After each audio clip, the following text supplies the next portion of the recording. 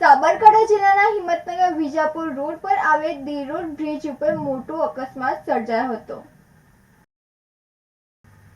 સાબરકાંઠા જિલ્લાના હિંમતનગર વિજાપુર રોડ પર આવેલ દેરોલ બ્રિજ ઉપર મોટો અકસ્માત સર્જાયો હતો। દેરોલ બ્રિજ ઉપર ટ્રક અને મોટરસાયકલ વચ્ચે અકસ્માત સર્જાયો હતો, જેમાં મોટરસાયકલ યુવક ઘટના સ્થળે મોત નીપજ્યું હતું। સોમવારે સાંજે 6 વાગ્યે અકસ્માત સર્જાયો હતો, જેમાં અકસ્માત બાદ ભારે ટ્રાફિક જામ થયો હતો। પુલ ઉપર જ અકસ્માત થયો હોવાને લઈને હાઈવેના બંને તરફ ભારે ટ્રાફિક જામ સર્જાયો હતો। વાહનોની 4 કિલોમીટર લાંબી બંને તરફ લાઈનો લાગી હતી, જેથી હિંમતનગર ગ્રામ્ય પોલીસ ઘટના સ્થળે પહોંચી તાત્કાલિક ટ્રાફિકને હળવો કર્યો હતો। બાઇક ચાલકની બોડીને હિંમતનગર સિવિલમાં પોસ્ટમોર્ટમ માટે મોકલી આપવામાં આવી હતી।